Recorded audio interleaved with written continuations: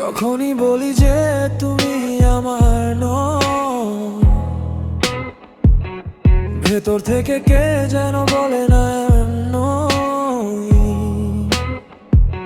কিভাবে কাউকে ভুলা যাওয়া যায়, মনে ঠাই